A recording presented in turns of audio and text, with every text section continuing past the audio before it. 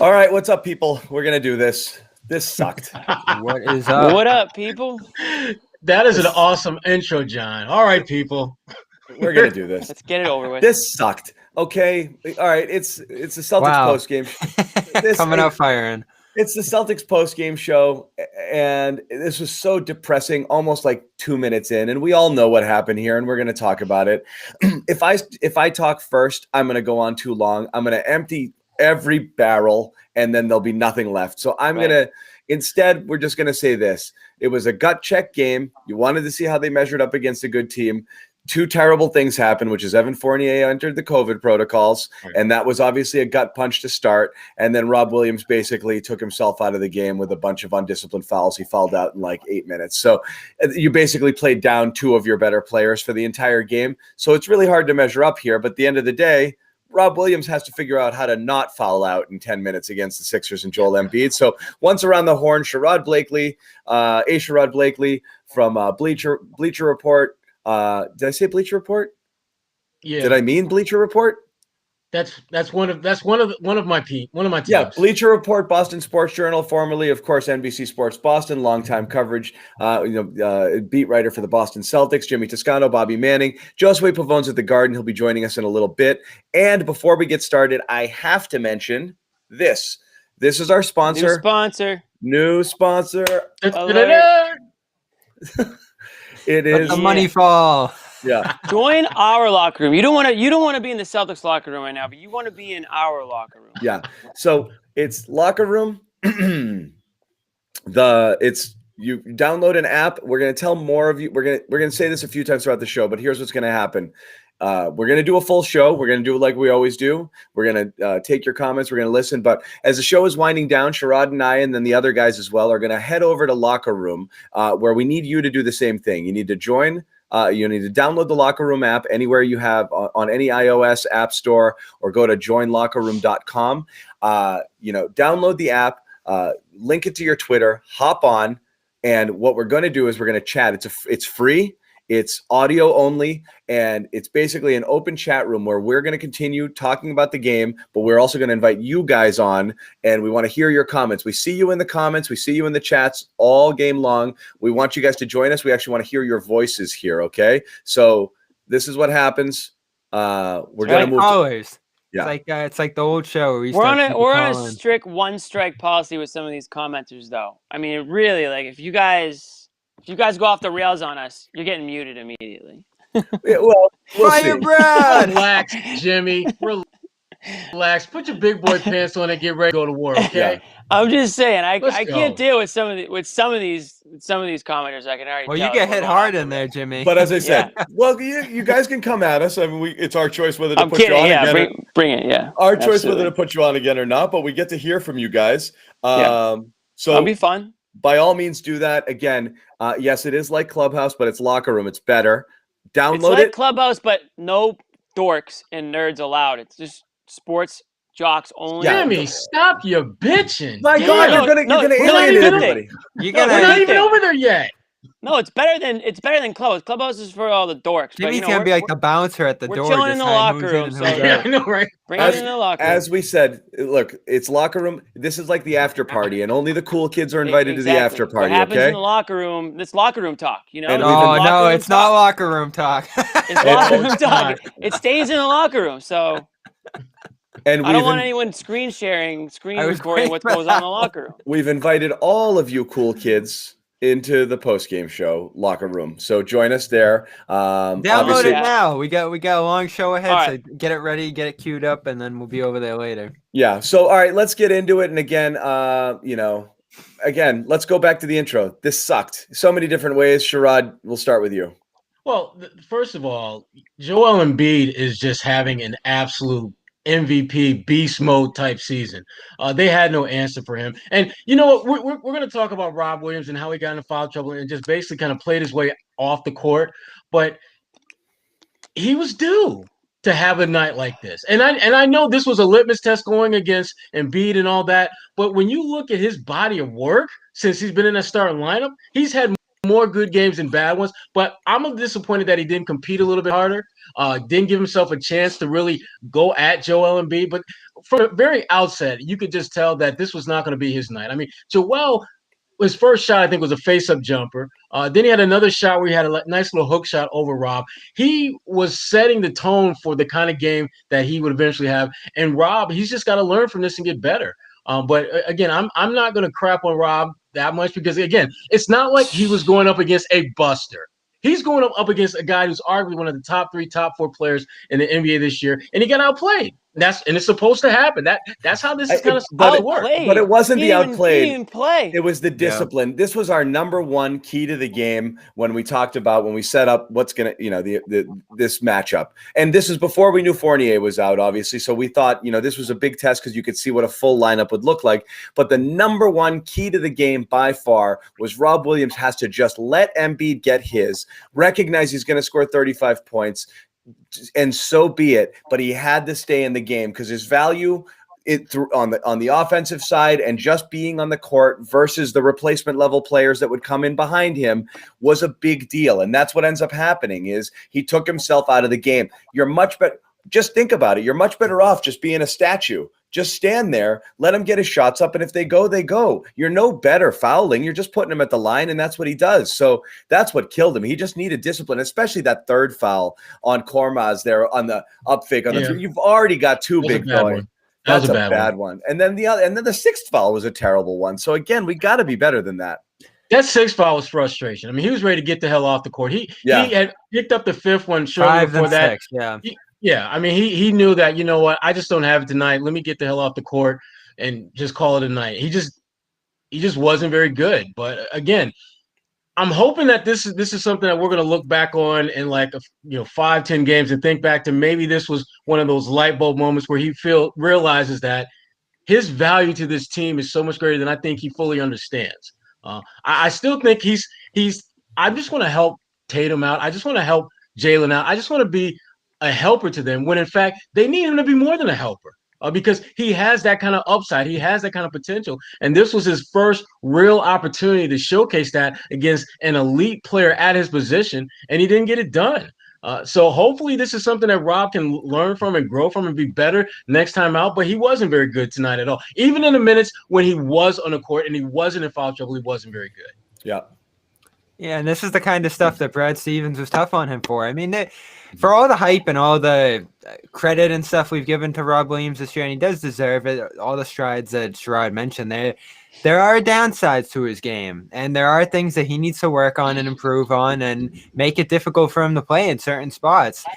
There have been games, not only this year, but of course last year as well, where he's just completely out of the action, mentally, positionally, all these different things. And I know the matchup was difficult tonight, but that's what the Celtics were getting themselves into when they thrust him up into that starting position and cleared out all the depth behind him essentially by trading Daniel Tice. So tonight when he went out of the game and took himself out of the game, they didn't have the personnel to make it up behind them. And you know what? This was a winnable game. Philly did not play all that well for about 2.5 quarters. They did defensively, but Bobby, this feels like the anti-Rob rant you've wanted to go on for 35 games.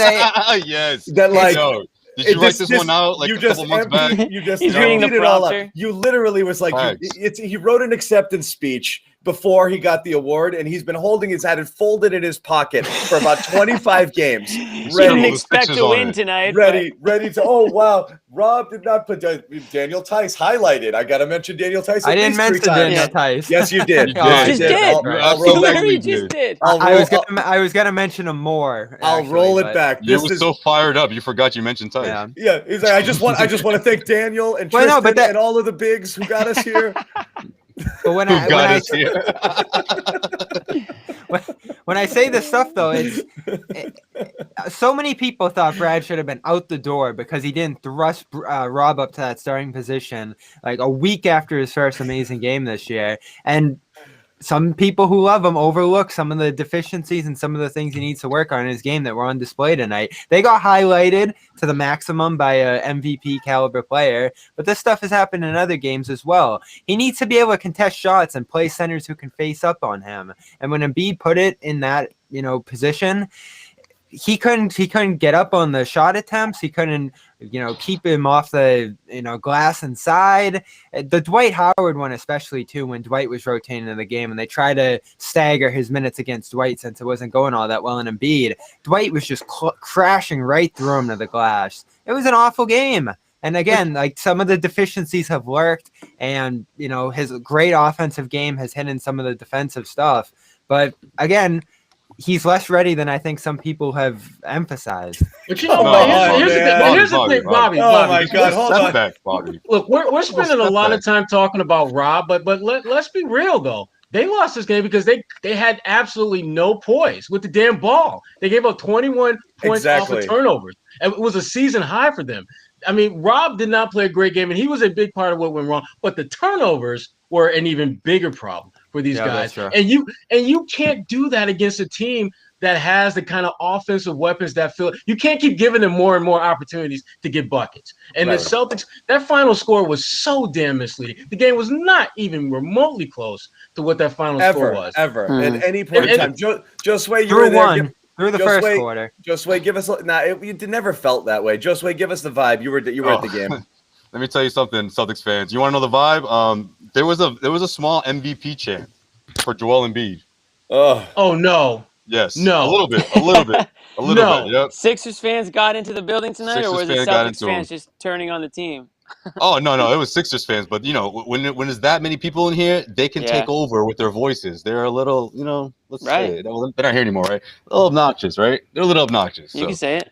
They got that. They had that going for a little bit. He deserves it. I think he should win it this year. I know. It's what Bobby wants more than anything for Christmas. I still like Joker. I've got him number 3. I still like Joker. Yeah, I mean it's hard to go against Joker and even Lillard, but I think Embiid's had an unreal season. If he didn't go down with injury for a little bit of stretch there, I think he's firmly in the conversation. So I agree there. But you guys hit on all the main points. Rob obviously was outclassed tonight, couldn't hang with Embiid at any point in the game. But just the interior play as a whole, I mean, that's a huge red flag if you're a Celtics fan or if you're the Celtics, because it's not going to get any easier in the playoffs. And, you might fingers crossed Tristan Thompson returns to the team sometime this year. I don't know what's going on there, but if you do, we already saw him overmatched by a guy like Embiid. I mean, obviously everybody is, but it was a problem last year with this team. It looks like it's another problem this year with this team. It looks like it might even be their downfall. I mean, Embiid went to the line, 20 something times? 20 exactly. 16 20 to 20. exactly. I mean, that is unbelievable. Nobody can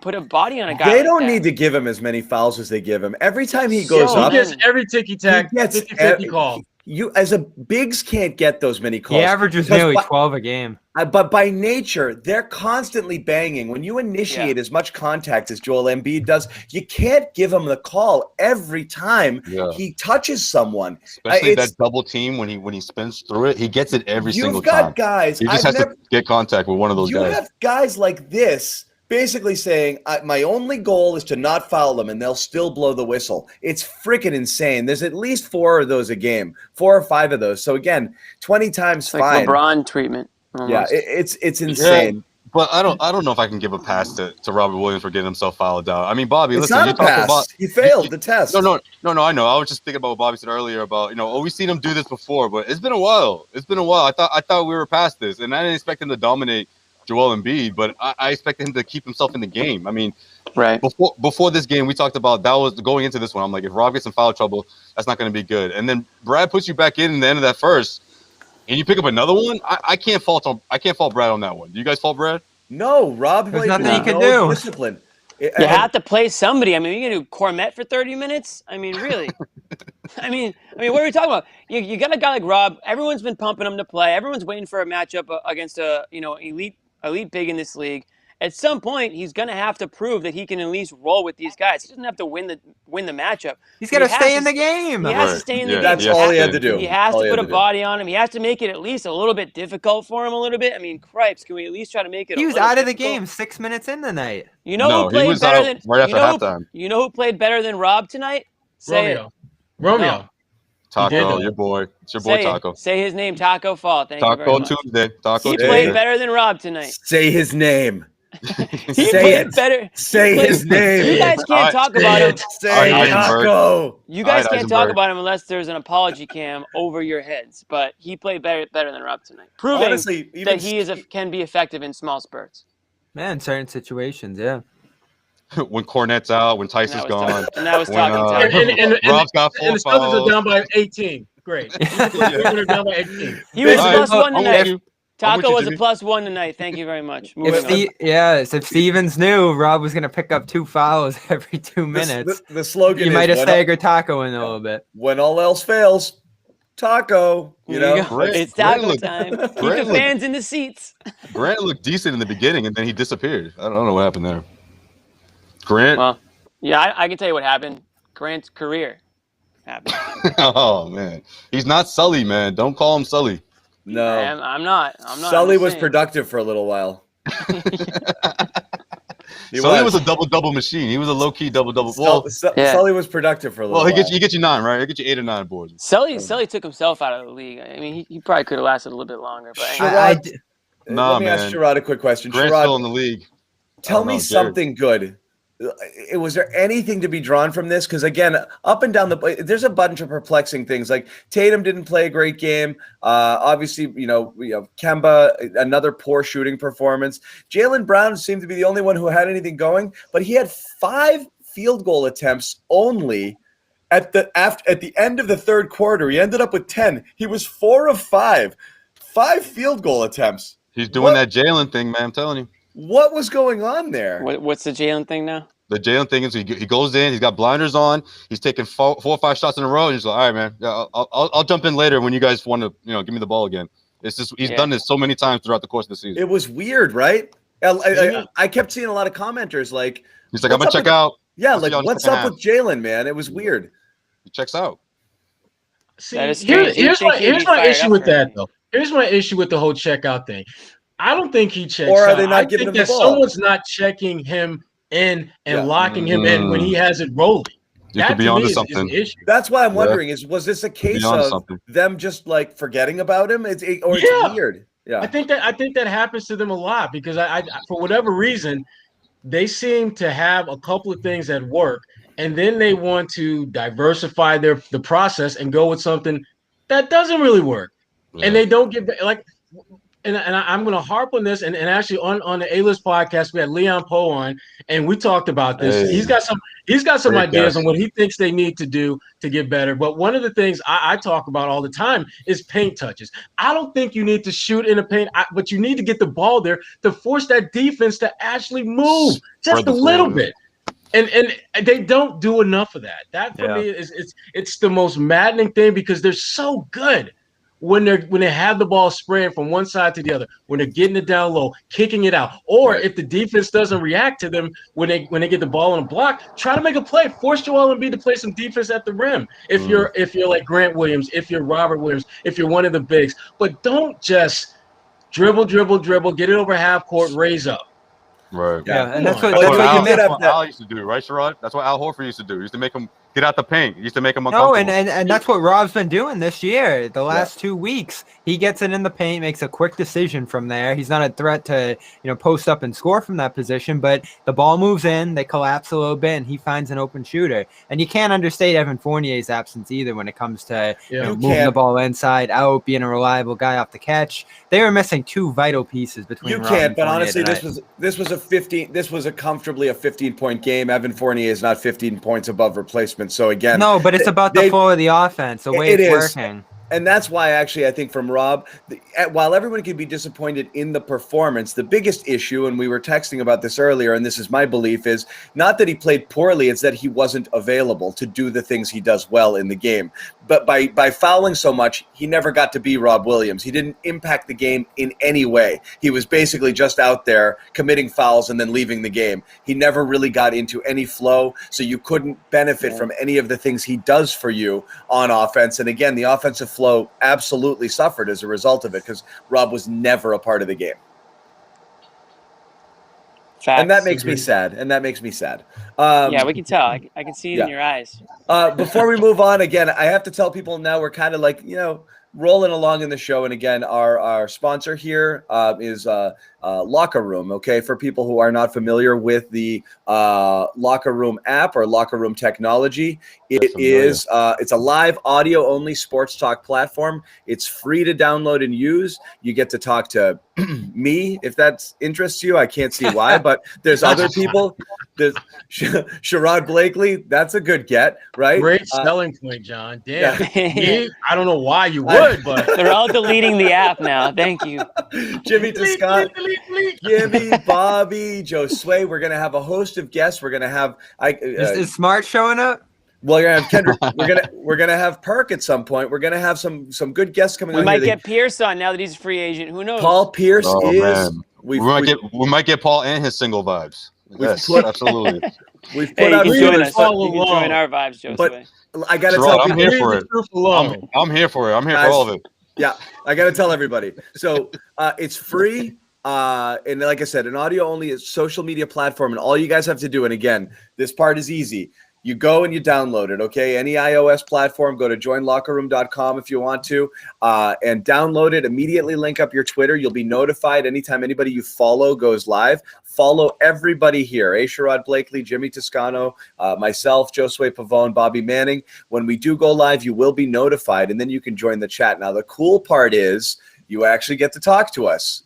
So that means that all of my bad takes, you get to stuff them back in my face, okay? You get to join here, and you get to tell me, bang, John Zanis. Write them down, guys. Write them down, guys. Write them down. Okay, write them down. Yeah. Do the Bobby Manning thing. Crinkle it up, put it in your pocket, and get ready to shove that Rob Williams speech down your. I will let you. Okay, we will invite you on.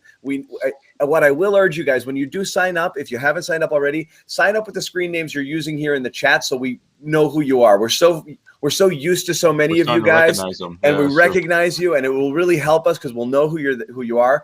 And do it. Do it now. We're here for a bit, but absolutely go sign up. Then what we're going to do is we're going to leave here with a few minutes to go, and we're going to invite you over to Locker Room, and then we're going to actually talk with you guys. We're going to continue the conversation, welcome you on, and like I said, we're going to chat tonight. Sherrod and I are going to go first. Come join us.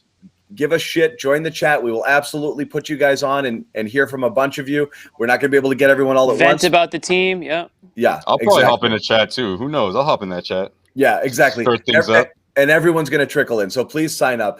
Continuing on with the game. Last year, I know there was a big thing that people, Philly fans, absolutely loved. If there's any Philly fans in the chat, I'm sure you're going to want to pump this up right now. But it was if Ben Simmons played, he could have shut down Tatum. Okay? And that was their big thing, right? Yep. Well, Ben Simmons played, and he did play on Jayson Tatum, and it didn't look like Jayson Tatum was having a lot of fun tonight. Yeah, that's But you know what? I mean, we're talking game 50, 51, whatever it is at this point in the season. I don't really care what Ben Simmons does against him now. It's irrelevant. It's all about the playoffs. Well, I mean, Jalen toasted him last time, but anyway, yeah, go ahead. Right. To me, I mean, I when I look at how the Celtics, fare against Philadelphia and teams like that, I'm not as consumed by one individual outperforming another. I'm looking at, is there a flow to their team? Are there things what scared me about Philadelphia is not only was Embiid getting to a line a hell of a lot of times, but they're guys like Curry and freaking Matisse Thybulle knocked down a three. When those guys are making 3-point shots, that scares the crap out of me. It's not about what Ben's going to play good defense regardless of who he's matched up with. But when those guys start knocking down threes, and you're going to get a ton of free throws from Embiid around the basket because the Celtics have no one that can guard him. Even when Rob Williams is, I think, at peak of his game, Rob Williams, Embiid's still going to get 20 and 12, and that will be limiting him to 20 and 12. So. What scared me about this game was just how easily Philadelphia pretty much got whatever they wanted to offensively. And that for a team that has struggled in that particular phase of play when they played the Celtics in the playoffs, getting buckets, that's what makes me really nervous about seeing them come postseason. They have everything.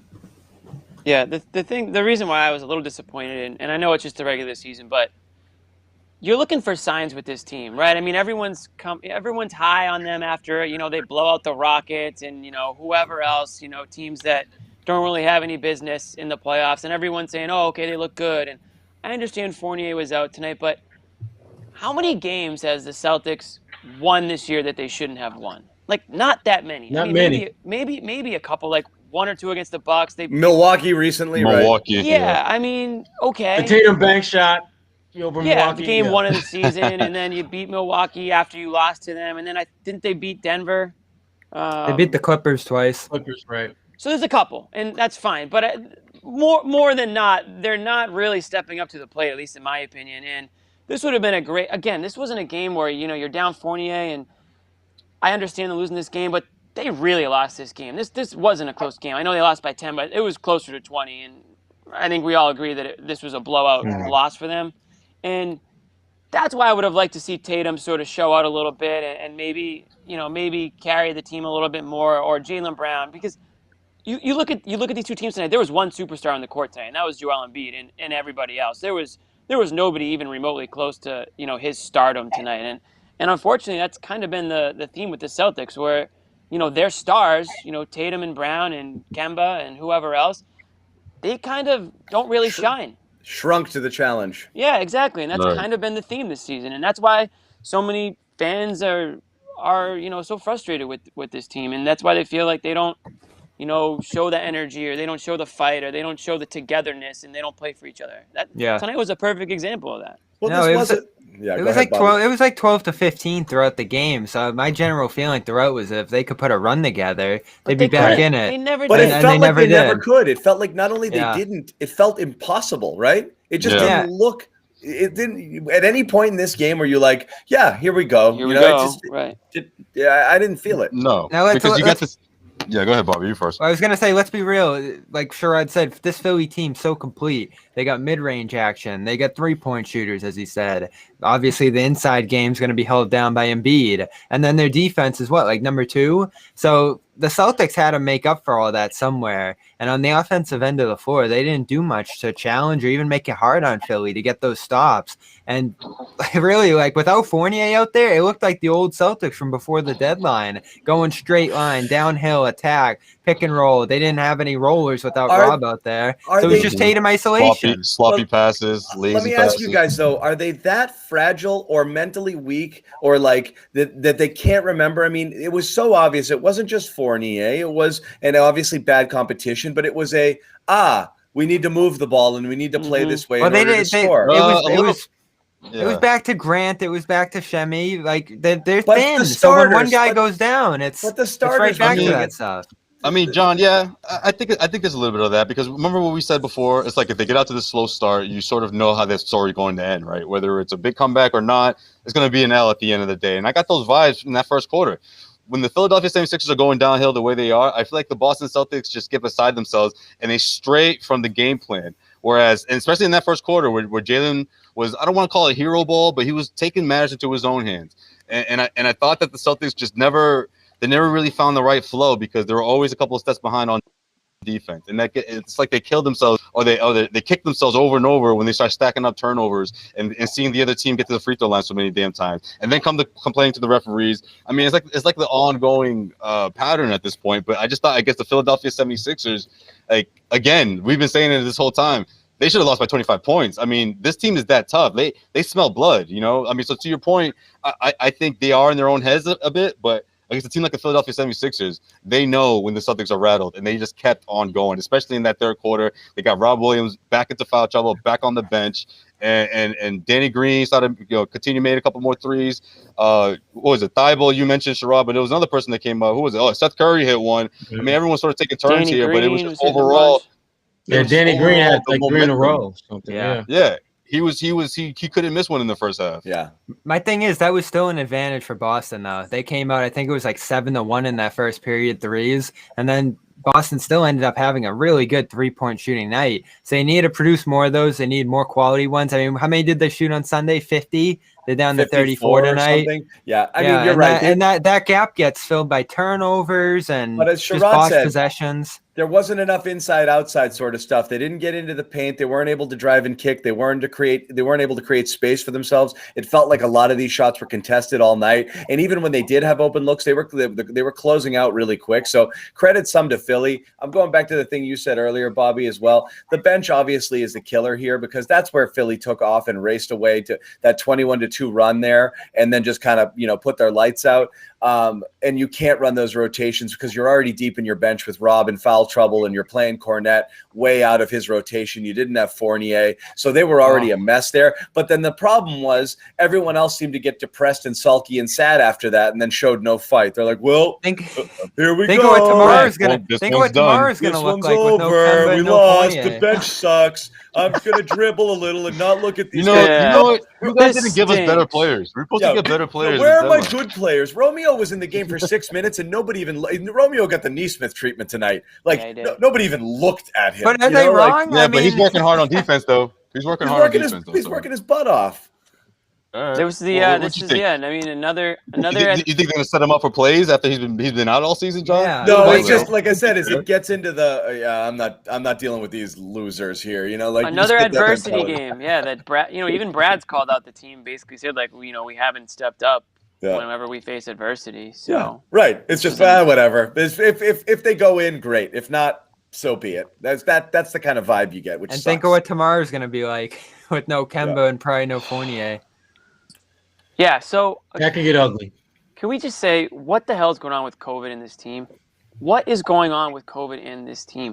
Why Jimmy, are they Jimmy, missing so many games due to COVID? Jimmy, let's not act like they're the only team in the NBA. I mean, damn near half of Toronto's roster. Nah, Dude, they're out. They're like by Sherrod. far. They're like by far the worst. Rod, they're with plus COVID. they're plus 20 games missed over the second place team. It's not even close. Like there are other teams that are bad. They're plus 20 over the next team, which is Dallas. So Yeah, that's been weighted by Thompson and Romeo though. I hate. You're right. I hate excuse making. It has but this been, one but Bobby, seems they've all ridiculous. missed time. They're all missed time. It feels like at some point. I mean, Fournier twice now. Yeah, I don't get it. I was starting to think that Tristan Thompson just took a break and went to Cali, but he's here. Like, he's at the bench. Dude, there's like rumors that remember we didn't see him. now. We didn't see him anywhere for like 2 weeks. At least now he's back with the team. So I'm like, okay, what's going on here? I see you. You're in front of me. You're in uniform. Right. What's up? He's gonna jump into a Pierce Instagram soon, and we'll be like, all right, yep. Yeah. Okay. Oh man, That's I where can't he tell you, is. man. The COVID is Oh, that's a something new else, man. podcast starting. If something like that happens in the playoffs to any team, I mean that is the COVID is the equalizer, right? I mean it's Well, they'll all be vaccinated. They'll all be vaccinated by then. Well, we said this about this team coming into the year. We looked at their depth and said, if a COVID thing happens this year, this team's screwed. They don't have any depth. Yeah. Every And time. that's exactly what happened. true. Like 2 weeks into the season, it happened. But it happens. Teams like Brooklyn, teams like Philly, they were way more positioned to deal with this because of their benches and their depth and all that stuff. This team can't deal with the absence of anyone. They're that fragile. Small room for error. Very small room for error they have. Yeah. it's just man, it's like every game you're holding your breath that 3 guys aren't out on COVID protocol, and it's like you look at other teams and they've got a handful of games total all year, but for whatever reason. The Fournier one's weird, and you wonder what's colder gonna weather here or what? I don't know what it is, but you wonder what's gonna come around the corner from that too. If the gap between the positives there, like who knows what happened, and could there be more around the corner in that sense? That's what I'd be worried about. Yeah. I'm back to tanking. Oh back, no! yeah. I'm just kidding. I just wanted to see Bobby's face. we just needed one. I know you're 1 week away. You're 1 week away. I'm not far. Well, they're listen. All joking aside, they're now they're a game below 500 still. They're kind of floundering around 500 here. That's always going on, Jimmy. Yeah, that's been for about a month now. I know, That's but the new norm. everyone's waiting for them to go on a run, but here we are. They're game and a half back of 4 though, so it's all relative. Great. And guys, Jimmy is don't not sleep. leaving Happy Island. He will. Bobby's not leaving Happy Island. No, he's not leaving. Bobby, there I was yet. gonna say, Not leaving. no, and also, guys, don't sleep on New York tomorrow night. This is their NBA Finals. I mean,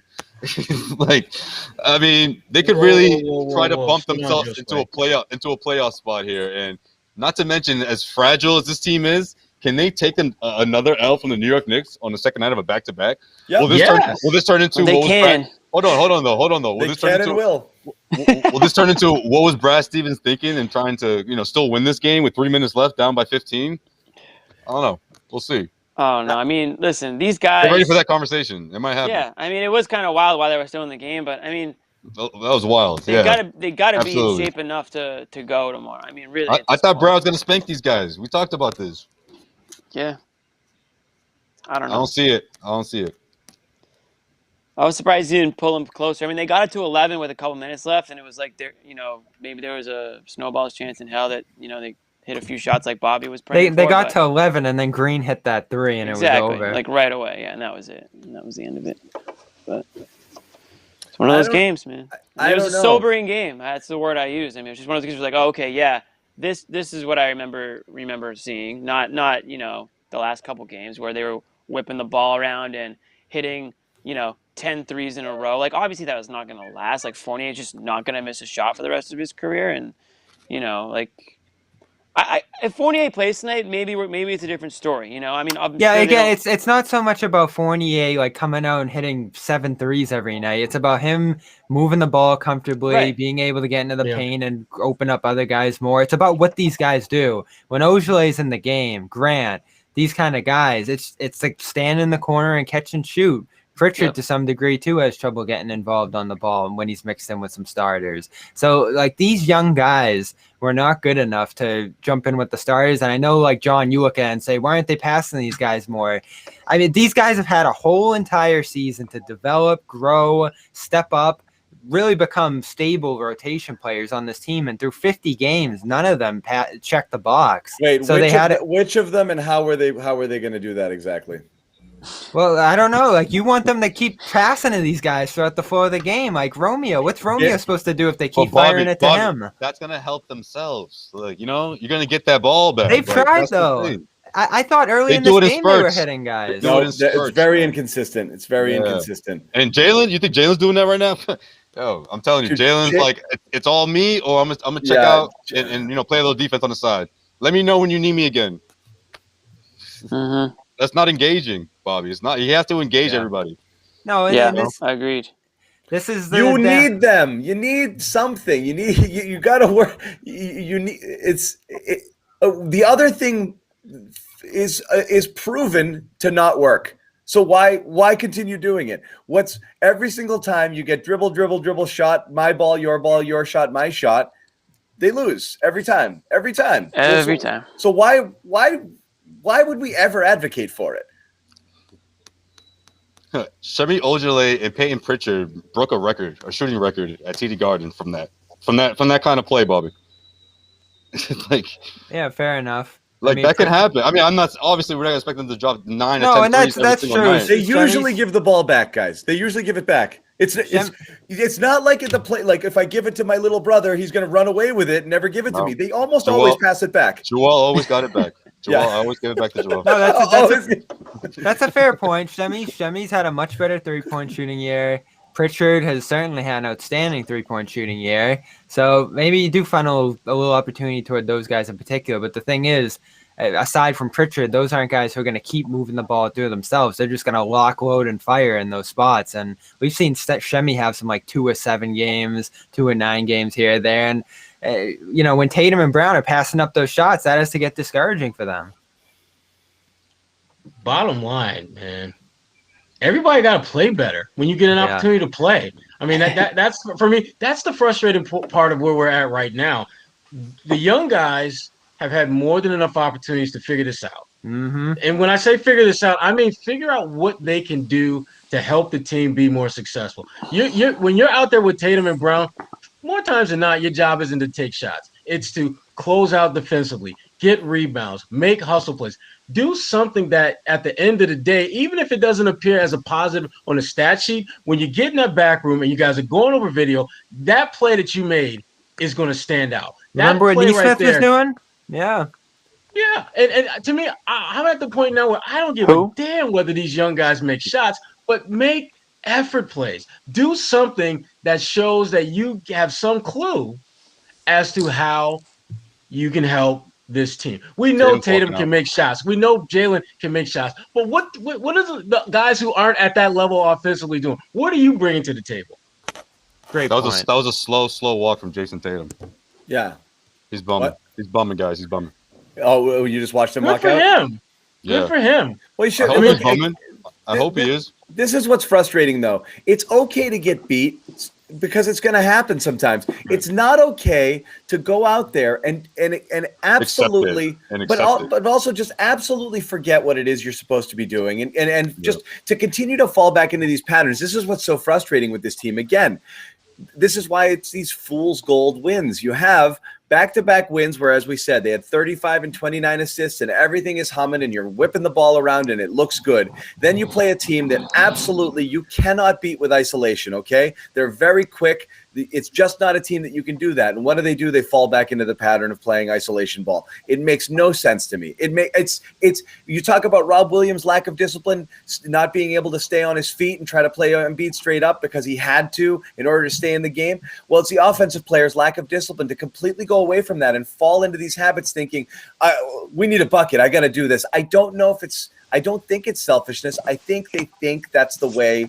to impact the game. When things aren't going well, I'll just take it and try to beat my guy. And you just see it. I mean, the dribble, it's Jalen with that friggin' between the legs, dribble, just dribbles it right out of bounds. Like, yeah, he did that. Yeah. There is no need for that in this game at all. I mean, really ever. Yeah, but the thing how about the other one though? When he literally dribble into a triple team.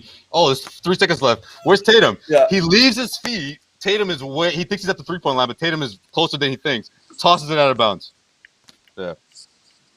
Too much of it. It's frustrating. Yeah. That's what's frustrating. So it was a bailout pass. It's like I'm stuck. Yeah. Okay, now I'm gonna give it to Tatum.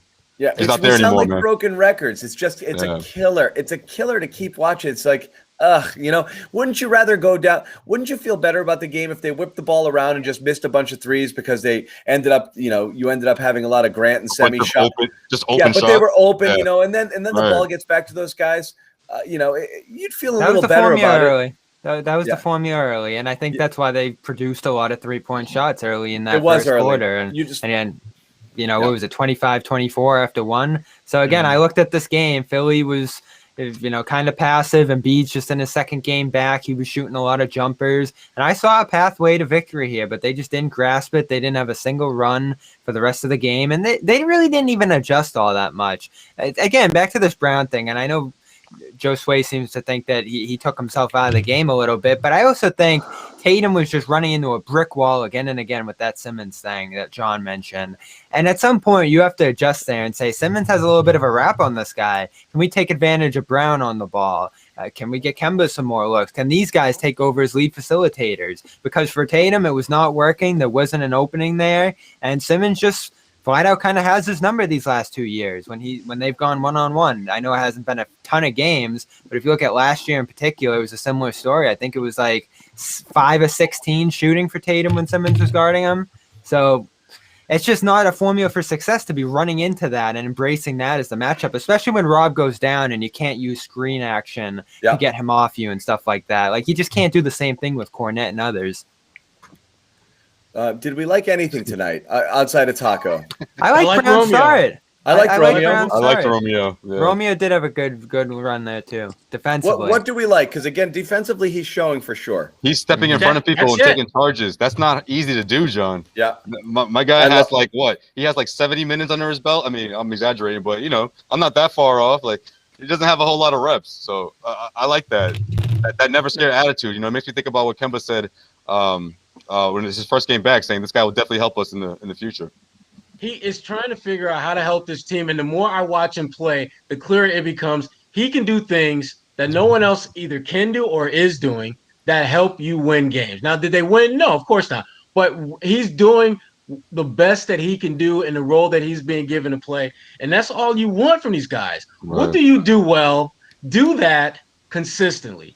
He's and Romeo, to me right now, of all those young guys, he's slowly but surely working his way back into the mix. But I like what I'm seeing in those few minutes he's out on the floor. He's actually, you can envision the things that he's doing helping you win games down the road once he gets that stamina and that win back to where he can play longer stretches. I'm trying to think of something that I liked from this game, and I'm having difficulty. Other than the fact that the game I think was finally over, we're Jimmy. really reaching to say how much we liked Romeo, and I think he was fine, but he didn't stand out to me. But the only thing I like about it, Jimmy, is the same thing I liked last game, which is Brad's obviously. I was actually a little. He's obviously looking to work him in. He came in early. He came in at the 7-minute mark. That's what surprised me, and he made it more minutes than I thought he would. I thought he'd go 5 in this one. He made it 14. Yeah, so he did. He played. I mean, look, and again, Brad said he was going to play 2 6 or 7 minute stretches in the first game back, and he did. And tonight he did again. He's not obviously involved at all in the offense, and right now he hasn't played defensive, since September, which is fine. That's the whole point. It's not a knock. Defense is what's going to get you on the court for Brad Stevens and for the Celtics here, and he can obviously play it. And so, at this point, you want to see, can he unlock any of that offensive potential? Can he get the confidence to put the ball on the floor a little bit?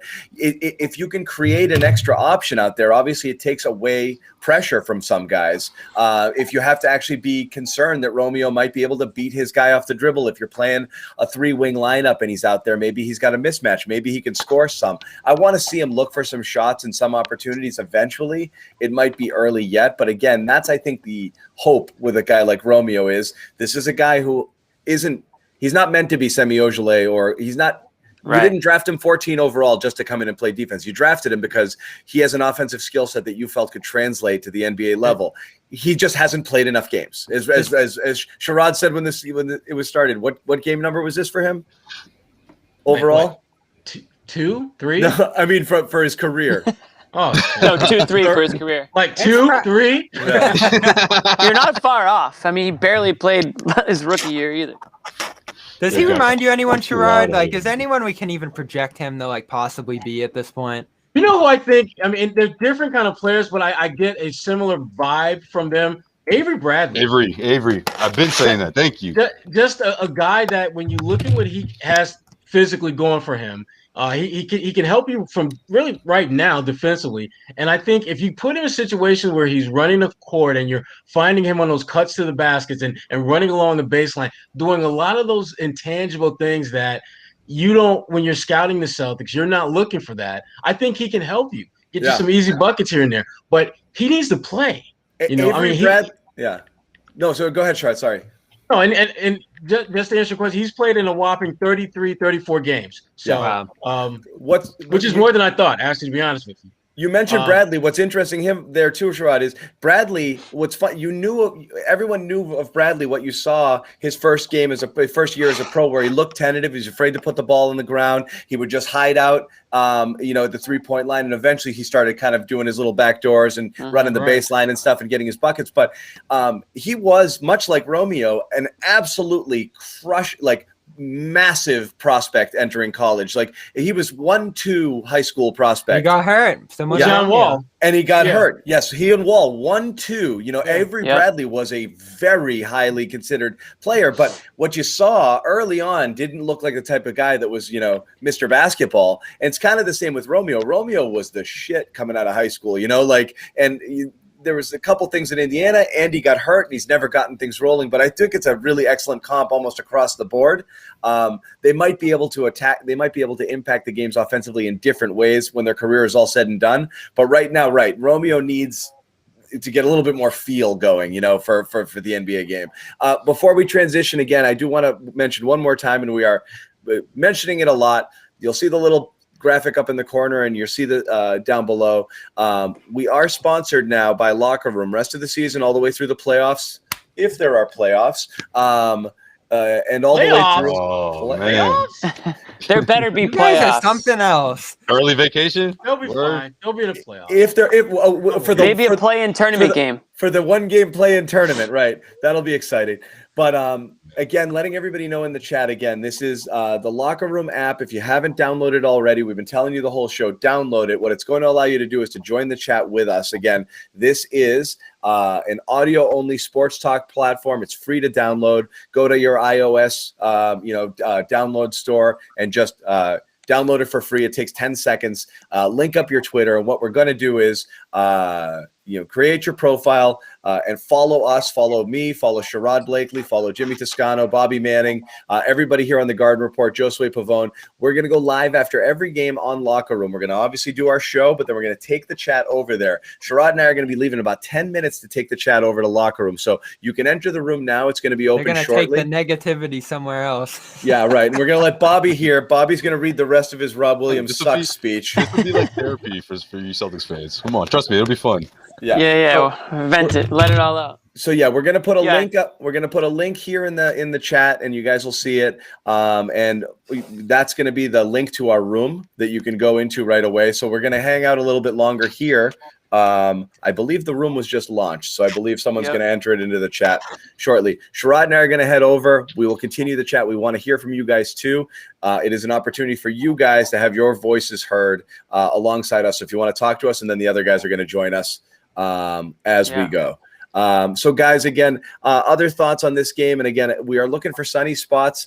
I know honestly, we mentioned Tacko. It's really hard, right? I know. Yeah. Usually I can. I already mentioned Tacko. That probably would have been it. But honestly, I'm going up and down the stats, and just from what I saw tonight, I mean, there's just really not a lot that jumps out that I would honestly was super pumped about. I mean, you look at the Sixers. I guess you look at what they did on both ends of the court. I thought they limited Tobias Harris. I mean, if you want to go somewhere with that, I didn't think that he really got going at all tonight. And he's been a player for them that's kind of been their X factor all year and kind of the difference maker. Seeing him and Doc, back together again. I think Doc's kind of unlocked him a bit. And Tobias Harris was thought of as a contract that was just a horrible signing and he had 30 on Saturday that they weren't going to be able to get out from underneath of. And he's really turned it around this season and become a player that they really depend on. And oftentimes, I think he's the difference maker in a lot of these games. I mean, he wasn't tonight. Embiid kind of carried the load from start to finish, but I think especially if you're not getting that type of performance out of Embiid, Harris has been a guy that's really came up for them. So I thought the Celtics did well, limiting him. Whether that was Smart, Tatum, Brown, whoever was on him at those points, credit to them for that. But after that, you're really digging kind of deep to try to take some silver linings out of this one. Well, you limit him, but then you let Danny Green go off for 17. Exactly. 6 for 7 shooting. So it's and he had some open ones too. They were giving him wide open shots, which I thought makes no sense in the world. No, none really. Him and Curry were getting some wide open shots. It was wild. That should never be the move. Nope. The two guys that they specifically want to take 3 right. pointers. It was the only scouting report on those guys. They're looking at the Celtics like, you guys know that's why we're here. That's why they brought us. You do know that's why we're getting these checks, right? That's yeah. I badly want to pick that. Danny Green. I badly want to pick that team out of the East, and I doubted them coming in, and they proved me wrong in such a dramatic way and I've been impressed by Embiid so much too that I'd love to see that team reach the finals and play whoever comes out of the West. But and I think that Embiid matchup's going to be a problem for the Nets as well. But now the Nets get Durant back. They're even more loaded than we could have imagined coming in this year. I thought they were a problem in their original incarnation, and now they've added even more to the equation. I still think it's Brooklyn's conference, but Philly definitely poses some matchup issues to make that an interesting series if it ultimately comes to that. And yeah, hopefully Embiid stays healthy. That was a scary injury when it first happened. It looked a lot worse than it ultimately was. You seem so concerned with Joel Embiid, Bobby. I'm starting to question your allegiance here. We've migrated from Toronto to Philly now. Well, I mean, he wants to see Tristan Thompson out there. He wants them to get more reps against him. That's what.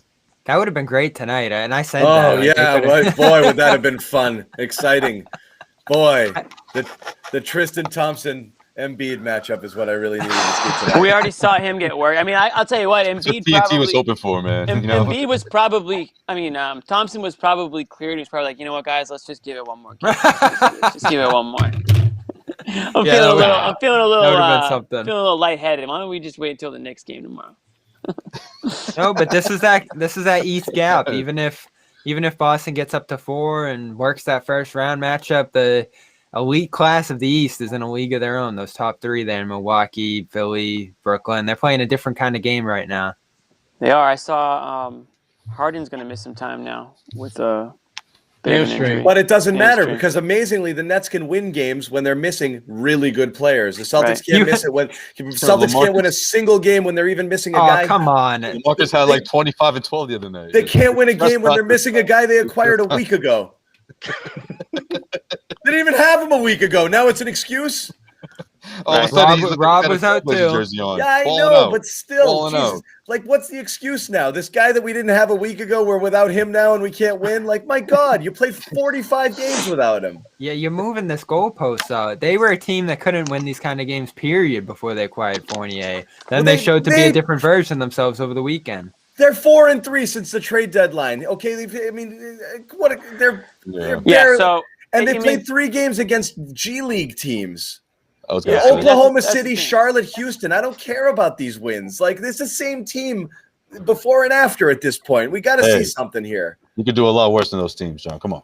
I mean, it is. I mean, there's some truth to it. I mean, they did dismantle those teams, but you obviously had Charlotte without any of their good players, any of their scorers. But they did take care of business, and it was the way that it was the style in which They they look won. good, yeah. Yeah, but The it's like, style, yeah. is it like, okay, is that just because of the level of play from the opponent, or is that because they actually like something kind of clicked and Fournier was a real big part of it? I think it's a little bit of both. You'd like to see that style of play carry over against a good team. But again, when Fournier goes out, and again he might be out tomorrow, and Kemba's out, it's just hard to get the true identity of this team post trade deadline. So I don't know when we're going to actually see it. If it's going to be too late, and these guys, this lineup has only had 18 minutes of playing time in the regular season. Well, and that's like, how many different excuses are we going to have for these guys not being able to all get on the court together at the same time? Coming down the final stretch here. Well, that's a problem because they're probably the way this year is gone, they're probably not going to have the full ensemble come playoff time. So that's certainly an issue. Yeah.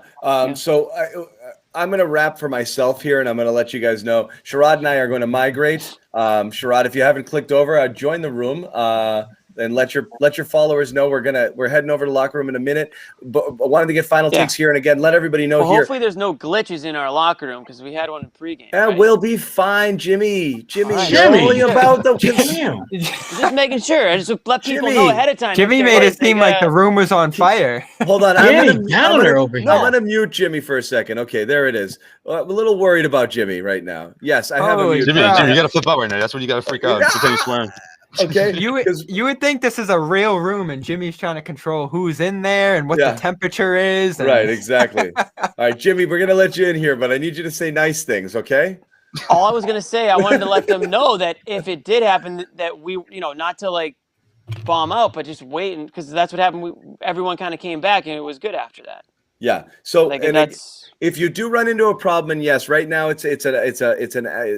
it really is a mobile app, and it's more Apple friendly, but that could be worked on right now. So I know some people in the chat are saying they're having a tough time downloading it. But as I said, you guys can hang out here as well. These guys are going to continue talking for a little bit, but those who want to join us and chat, myself or Sherrod, we will be heading over in a couple of minutes. Sherrod, any final words for the fine folks here? Let's just get through tonight and keep moving. Yeah, I'm tired of talking about this game. They got their asses kicked. I am again. too. It's a tough one. This is a tough one. I wish they competed more because, I mean, you don't expect them to win these games, but you want them to compete a little bit more. And I just didn't think they competed as well as they should have, even being shorthanded. Yeah, I would agree at that point. All right, I'm going to hand this room over to the other guys. We're going to take off, and we will see you guys over on Locker Room, guys. So hop over there now. We got a couple dozen people waiting for us already, so we're going to get over there and join the chat. We'll see you guys. Guys, continue the show here. Have fun. okay. We're going to continue. We all agree that we're done. All right, fellas. We all agree that we're done What's the talking. craziest thing you've ever done in your life? Tell us right now. Can we be done with this game? Because I wanted to talk about this ESPN list that came out today. Oh, yeah. So All yeah, I saw that. You were pissed off about it. This What's is going no, on? I'm not pissed off. I just think it's interesting. This would be a good way to close the show. I think it'll give us a little something to talk about. So ESPN came out with their 25 players under 25. No, go the other way. I don't like this way. I don't like. This I knew way. you didn't like that one. 25 Either one is cool with me. under 25, and a couple of Celtics made the list. Obviously, everyone's not surprised to hear that. However, Half the team's under 25. our boy Jayson Tatum was put at number 5. He's down 2 spots from last year. He was number 3 last year. There are two new guys ahead of him now. And Jalen Brown comes in at number 12, which is fair. Well, we can rifle off the whole list if we want. But so the top 5, and Jayson Tatum is 5. Luka's number 1. Zion Williamson's number 2. Those 2 guys were ahead of. I'm gonna throw it up on the screen, but keep reading it. Perfect. Those 2 guys were ahead of Tatum last year. You get 2 new guys. LaMelo Ball comes in at number 3. What? 3? A lot of people are questioning if that's a little too soon for that. ESPN. They're so predictable. LaMelo Ball comes in number 3, and I thought an interesting one. They always do that with names, though, right? I mean, Yeah, LaMelo or Ben Simmons. They just get they're all about the hype, man. This list is based off 3 writers, I think, right? It's not like a comprehensive, 30 panel. Right, but it's list. an indication of how the Celtics are perceived in the national, Absolutely, yeah. I mean, landscape. and listen, LaMelo Ball was, he was playing his way to Rookie of the Year. I think everybody would agree. But to just throw him up at number 3 seems maybe a little bit premature. But he's at 3. Donovan Mitchell coming in at number 4, which obviously I'm not mad at that. No, the Jazz are having an unreal season, and he's playing. He's leading that. He's one of the guys leading the way over there. That's the first person I was thinking of that because you said there's 2 new people this year. I thought he was probably based on definitely projections, guys. It's not just based on where they are. It's exactly. Well, even when you when you look at what they did last year during the playoffs, I mean, I get it. They didn't get to the to the finals, but to come back the way they did in the series, I don't know. I think Donovan Mitchell. No? Yeah, I'm pulling up now. All right, so while you pull it up, I'm gonna rifle through the top 10 here. So Tatum's at 5, De'Aaron Fox at 6, Ben Simmons, who we saw tonight, at 7, Devin Booker at 8. Which there you go, perfect. I mean, it's okay that you guys can't see me. You don't need to see me. Devin Booker at you guys can. Look Devin at Booker this. at 8. Bam at 9. Hey, now Joe Sway's gone. See you, Joe. Bam at 9. No, it's all good. I'll be like, hey. No, you there? You still there? Bam at 9. I know what we can do. We have options here. Oh, now I'm gone. Yeah, let's just go back. You can block me for a minute. Little debate we had last week, and Bobby got a little defensive about it, I think, while we were having it. But we talked about the youngest, best tandem in basketball, and the debate was after the Pelicans game. It was Williamson and Ingram versus Tatum and Brown, and as you can see here, it's very close. I mean, Williamson has the edge over Tatum, and Ingram has the edge over Brown. I mean, I think a lot of people, those guys are pretty comparable, Ingram and Brown. So, based on this list, they're giving the edge to New Orleans, which is where I went with it, and I think that's where John went with it. Josue, I forget which way you went with it, but I know Bobby went Celtics. You mean Tatum and Brown. No. I went Celtics, but I said because to me Zion's still incomplete. Put that list up there again, Bobby, if you want. Zion's still incomplete. I mean, this year is really significant. Don't get me wrong, but I don't know. Maybe at the end of this year we can really have that conversation. Yeah, we can. Sure. I mean, it is projecting him. I think it comes down to Zion because I think a lot of NBA GMs, rightfully so, are goo goo gaga over the kid, and I mean the way he's playing right now. Again, I think it's just the only thing that's going to stop Zion is Zion. I think it's just his health. But right, if all goes as planned, yeah. I give the edge to those guys. But Tatum dropping down to 5. Do you guys have any problem with the 4 players ahead of him? Bobby, I'll start with you. So the tricky thing here is, we can say this is projection, and these guys are going to go to the moon. And Tatum was at that point at 1 spot. If we imagine this list in like 2017, don't you think Tatum would firmly be 1 because of all the hype surrounding him and the freshman year he had and that trip to the East Finals? Because there's so much unknown after that great first taste of their, highlights and production and all that stuff. So guys like Zion, Ball, you see at the top of this list. Who else is up here that's fairly young? Porter, who we haven't seen a ton of. Trey, finally starting to make a playoff push for the first time. And even when you think of a guy like Halliburton over Collins, who at this point is about to get a $100 million deal. Allen, who's a productive center in this league. It's so hard to do the whole projection conversation because it's just like because some guys reach what they are, and you're like, all right, this is pretty good. Right. After a couple of years, they'll fizzle out. And that's what Tatum's dealing with here versus Zion.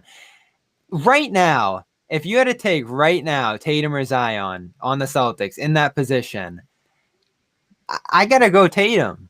Like, he's just proven it in this spot. He's taken the team the distance. And I know we could say Zion's already made it so far through, less than 82 games, I think it is, in his career.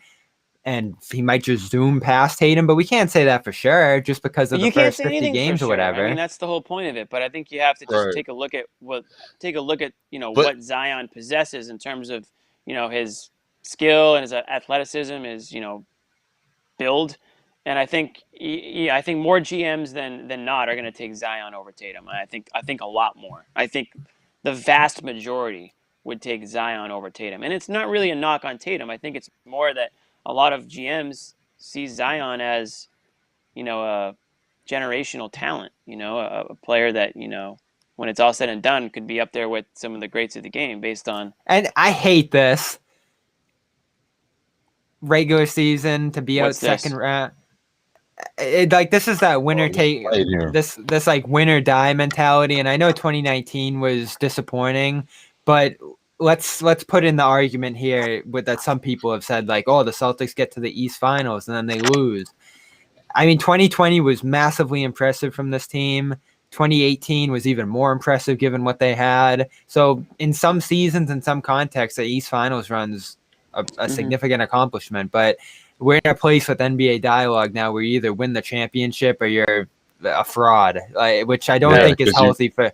I don't think that's healthy for. You reached the conference finals so many times. Yeah, that's true. Yeah, that's what happens. Let's toss up the locker room. Do you have the locker room?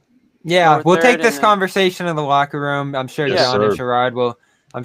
Sherrod will have a take on this. John certainly will have a take on Zion versus Tatum. Why do I get the feeling?